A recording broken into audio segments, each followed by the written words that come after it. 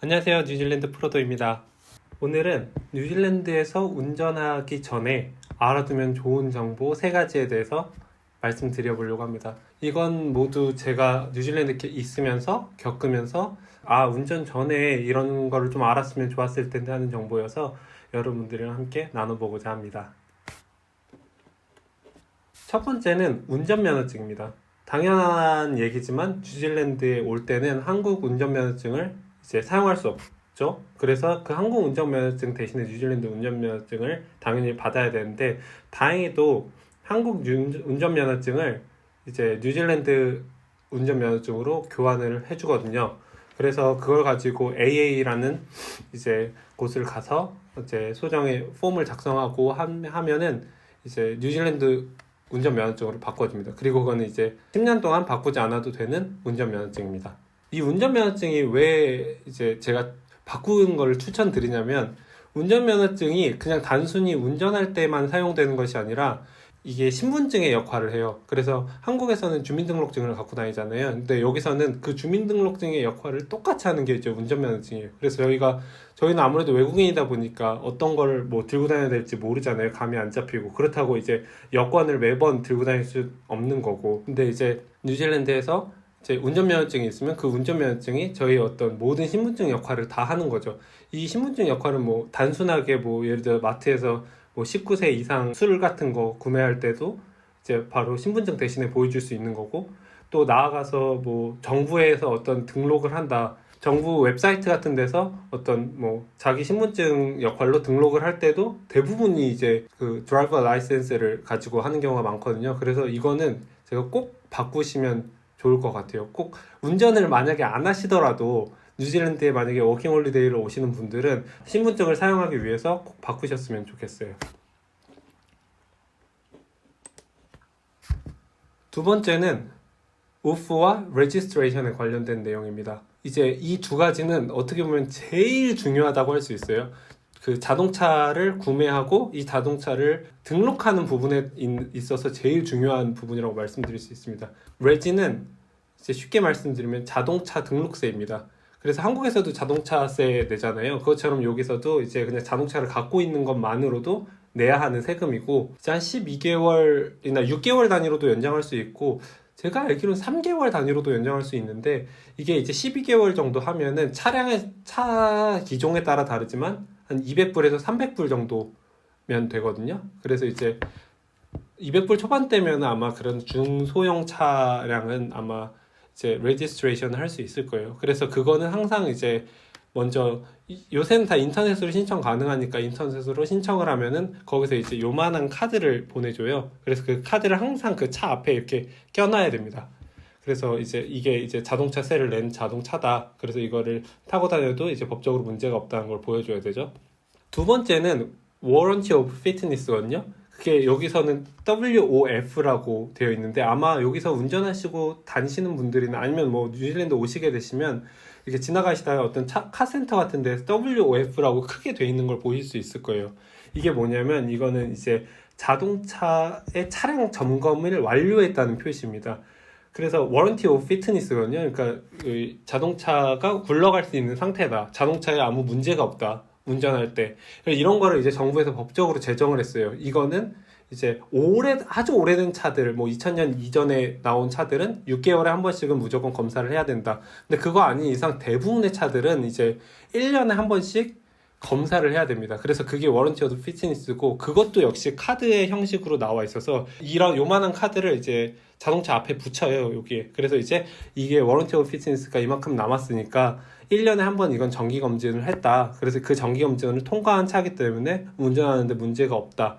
이런 식으로 이제 법적으로 무조건 해야 되는 상황인 거죠. 워런티 오브 피트니스 자체 검사 비용은 그렇게 크지 않아요. 이게 한 60불 정도 되거든요. 근데 이제 워런티 오브 피트니스가 중요한 이유는, 이제 저도 옛날에 이제 워홀러 시절에 자동차를 살 때 중고차를 거의 대부분 사잖아요. 뉴질랜드 특히 중고차 시장이 활성화되어 있으니까 중고차를 살 때 워런티 오브 피트니스가 몇 달 남았냐가 제일 중요한 이슈가 되는 거죠. 그러니까 워런티 오브 피트니스 검사 비용은 60불밖에 안 나온다고 말씀드렸는데, 만약에 검사하다가 이제 엔진 부분이 고장이 났다. 그러면 이제 그 엔진을 수리하는 비용은 60불이 훨씬 넘잖아요. 뭐 몇천 불이 될 수도 있는 거고 몇백 불이 될 수도 있는 상황이니까요. 그래서 이제 뭐 중고차를 사러 갔는데 워런티 오브 피트니스가 얼만큼 남았냐 이렇게 물어봤을 때 만약에 한 3개월 후에 다시 워런티 오브 피트니스를 받아야 된다. 다시 한번 검사를 받아야 된다. 그러면은 이제 상식적으로 생각해 보면은 그 중간 기간 동안 어떤 일이 일어났을지 모르잖아요. 그러니까 그 자동차에 하자가 얼만큼 있는지 모르는 상황이잖아요. 반대로 만약에 누군가 자동차를 판매하고 있어서 저희가 이제 중고차를 보는데 이제 바로 직전에 어제 내가 그 워런티 오브 피트니스를 통과했다 이미. 그래서 그게 이제 1년이 연장이 됐다 이러면은 상대적으로 그 자동차에는 엄청 큰 하자는 없고 이제 굴러가는데 문제가 없어서 그런 건 이제 우리가 자동차를 구매할 때 좀 믿고 구매할 수 있는 거죠. 중고차를 구매할 때 있어서. 물론 중고차를 구매할 때 그런 부분까지도 더 걱정이 되면은 이제 어떤 저희 대신 체크해주는 메카닉을 뭐 데리고 이제 체크를 할 수 있는데 그런 경우에도 제가 알기로는 거의 100불 정도 나와서 그렇게 쉽지 않잖아요. 워홀러들은. 그래서 저는 어떻게 보면 가장 중요한 우프 먼저 이제 확인해 보셔야 된다고 생각을 합니다. 그래서 꼭 이제 우프와 레지스트레이션은 운전을 하실 때 그리고 자동차를 구매하실 때 얼만큼 남았는지 확인해 보시면서 구매하시면 좋을 것 같습니다. 다음은 자동차 보험입니다. 이제 뉴질랜드에도 당연히 자동차 보험이 있죠. 그리고 보험회사가 여러 가지가 있는데 기본 골자는 그거예요. 두 가지예요. 크게 풀 커버와 서드 파티 커버 이렇게 두 가지가 제일 중요한 차이입니다. 두 가지의 차이를 말씀드리면은 풀 커버 같은 경우에는 말 그대로 풀이죠. 상대방이나 뭐 나의 차량이나 어떤 사고가 일어났을 때 모든 과실을 다 포함해서 이제 보험 처리를 해주는 그런 보험이죠.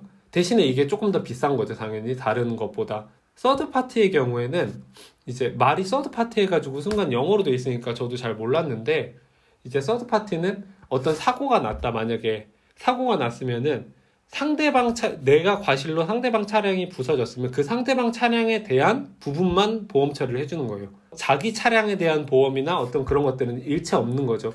저는 개인적으로 당연히 풀커버를 추천드립니다. 왜냐면은 이제 뉴질랜드에서 만약에 서드 파티 커버를 들었어요. 뭐 내 차량이 별로 비싼 차량이 아니니까 내 건 고장 나면 그냥 타다가 그냥 뭐 폐차를 시키거나 하더라도 남의 거 그냥 엄청 많이 물어줘야 되는 상황만 피하자 이런 식으로 만약에 서드 파티 커버를 들었는데 제가 차를 세워놓고 만약에 뭐 집에 있다가 나가 보니까 누가 바꾸고 가거나 누가 이제 훼손하고 갔어요. 그랬을 때는 뭐 누구 잡을 수도 없는 거예요. 왜냐면 뉴질랜드 같은 경우에는 일단 첫 번째로 블랙박스가 활성화되어 있지 않은 나라거든요. 그리고 블랙박스를 다는 차량이 거의 없어요. 만약에 블랙박스를 달았다고 해도 그거를 가지고 이제 경찰서를 가서 그거를 이제 범인을 찾는다는 게 쉬운 일은 아니거든요. 그리고 이게 뉴질랜드 경찰이 엄청 이렇게 막 한국처럼 엄청 빠르게 접수하고 이런 게 아니기 때문에 뭐 거의 그런 경우에 잡는 게 어려울 수도 있는 상황이 오는 거죠. 그러니까 그런 경우에는 이제 뭐 잡지는 못하고 저희 그냥 차량만 그냥 훼손되는 거예요. 그렇다 보니까 저는 개인적으로는 조금 비용이 들더라도 이제 풀커버를 추천드리고요.